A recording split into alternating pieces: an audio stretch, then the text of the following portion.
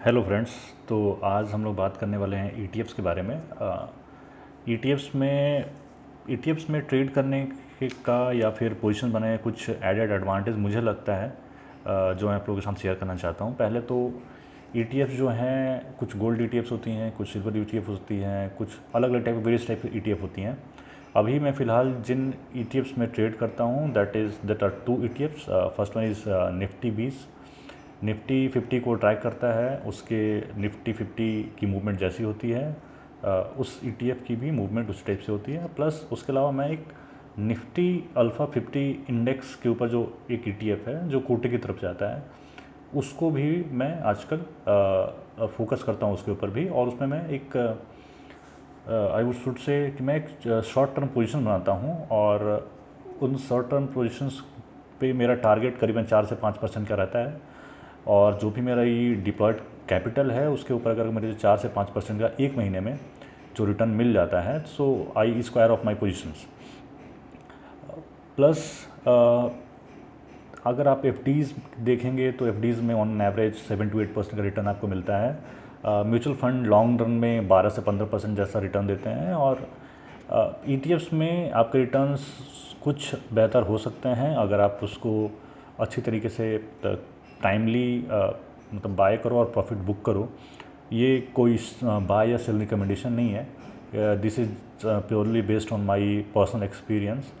So in the month of May मैंने Kotak Nifty alpha 50 ETF में कुछ पोजीशंस बनाए थे, कुछ पोजीशन बनाए थे, और उस पोजीशन को मैंने by the end of this month May 2025 इसे मैंने बुक किया है। And I have booked decent amount of profit. मैं आप लोगों के साथ शेयर करूंगा मैंने कितना प्रॉफिट बुक किया है। ये जो कोटक का निफ्टी अल्फ़ा 50 ईटीएफ है, इसकी करंट वैल्यू जो है वो कुछ 49 रुपीज़ चल रही है। कुछ टाइम पहले तक कि इसने अपना एक टॉप बनाया था विच वाज अराउंड 5870, और बीच में भी जो मार्केट क्रैश हुआ था इंडियन मार्केट, उसमें वो काफ़ी नीचे तक आ गया था, अराउंड 40-94 तक आ गया था। I made these positions somewhere at the level of 44 and in with in 1 month इसने मुझे करीबन 4 से 4.5% का रिटर्न दिया है, जो कि मेरा टारगेट था। तो वो प्रॉफिट्स मैंने बुक किए हैं।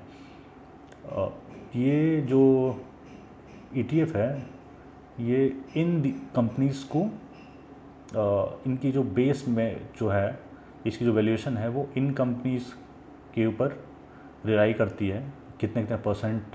और ये रीशफल भी होते हैं हर 3 महीने में। तो अगर कोई कंपनी बहुत ही बेकार परफॉर्म कर रही है तो वो लोग इसको इस ईटीएफ के बकेट से हटाते हैं, प्लस कुछ नए एडिशंस भी करते हैं, जिससे ओवरऑल जो ग्रोथ है इस ईटीएफ का वो होता रहे। तो हम लोग ये देख सकते हैं कि इसमें कुछ अच्छे नाम शामिल हैं जिसके बारे में आप लोगों ने देखा भी हो कि जब भी इन स्टॉक्स की मूवमेंट होती है they give quite a good return. आपको Divi's lab, motor finance, Cochin shipyard, Fortis health care, ये कुछ प्रोमिनेंट नाम हैं। Vedanta, IndiGo, Bharti Airtel, Reliance power, Indus tower, Mahindra and Mahindra. तो ये कुछ कुछ नाम जो मैंने हैं जो मैंने आप लोगों को पढ़ के सुनाए हैं। बाकी इसमें काफ़ी सारे बेस स्टॉक्स शामिल हैं। तो मैं आपको अपना प्रॉफिट दिखाता हूँ, आप लोगों के साथ शेयर करता हूँ, मैं रिपोर्ट्स में आ जाता हूँ। मैं ग्रो का टर्मिनल यूज़ करता हूँ अपनी ट्रेडिंग या फिर इन्वेस्टिंग करने के लिए, but this is not any sort of recommendation और एनीथिंग। जस्ट मैं क्योंकि ये मैं टर्मिनल यूज़ करता हूँ, मैं आप लोगों को शो कर रहा हूँ इस टर्मिनल को। ये कोई ऐसा एडवर्टीज़मेंट या कुछ भी ऐसा नहीं है। मैं अपने करंट फाइनेंशियल ईयर 25-26 की 1 अप्रैल 25 से 30 मई 25 की मैं आप लोगों को दिखाता हूँ कि मैंने क्या प्रॉफिट किया है। मैंने इस मंथ मई के महीने में, आज 31 तारीख का दिन है, तो आज के दिन तक मैंने मई के महीने में 78,151 का प्रॉफिट बुक किया है। जो मैंने कैपिटल डिप्लॉय किया था वो था करीबन 15,80,000 रुपये। मैं यही कैपिटल 15 लाख के आसपास का कैपिटल रखता हूँ अपनी ट्रेडिंग के लिए। ट्रेडिंग नहीं कहूँगा मैं, एक शॉर्ट टर्म पोजीशन कहूँगा। मैं शॉर्ट टर्म पोजीशन बनाता हूँ, फिर मुझे जो भी मेरा आउटकम होता है 4 to 5% की प्रॉफिट वो मैं बुक करता हूँ, और मैं उसे कंसिडर करता हूँ अपनी सेकेंडरी इनकम के लिए, apart from my primary source of income. So अगर मैं आपको परसेंटेज टर्म्स में आप लोगों को कैलकुलेट करके दिखाना चाहूँ तो 78151 डिवाइडेड बाय 158, अगर मैं कैलकुलेट करता हूँ तो दिस गिव्स में 4.94% रिटर्न। मेरा जो टारगेट होता है अराउंड हर मंथ का 4 से 5% होता है और ईयरली बेसिस पे मैं अपने कैपिटल के ऊपर 20% का रिटर्न एक्सपेक्ट करता हूँ। तो अगर आप कुछ महीने आपके ख़राब भी जाते हैं, मैं ये नहीं विश्वास रखता है कि हर मंथ ही वो टारगेट फुलफ़िल हो जाएंगे जो आपने सेट किए हैं।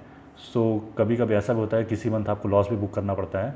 तो एक रियलिस्टिक फिगर देख करके चलें अगर हम, तो अगर मैं 4% या 5% की रिटर्न अगर 4 महीने भी आउट ऑफ 12 मंथ्स अगर मैं बुक कर पाता हूँ, सो मेरा जो एनुअल रिटर्न का टारगेट है वो अचीव होता है। एंड आई गेस कि ये एवरेज जो मार्केट में लोग रिटर्न बना पाते हैं उसके कंपेयर में ठीक ही है, मतलब ऑन पार है।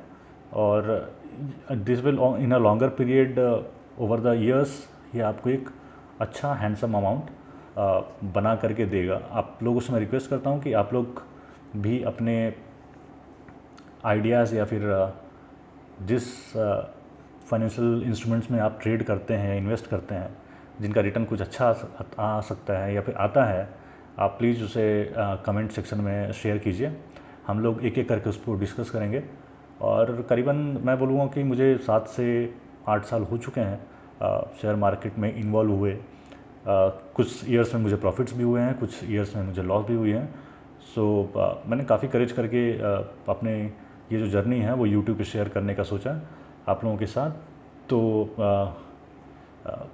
This I don't want this to be a one way communication. मैं चाहता हूँ कि आप लोग भी अपने एक्सपीरियंसेस मेरे साथ शेयर करें और एज ए फाइनेंशियल कम्युनिटी हम लोग ग्रो करेंगे तो मुझे भी अच्छा लगेगा, आप लोगों को भी अच्छा लगेगा।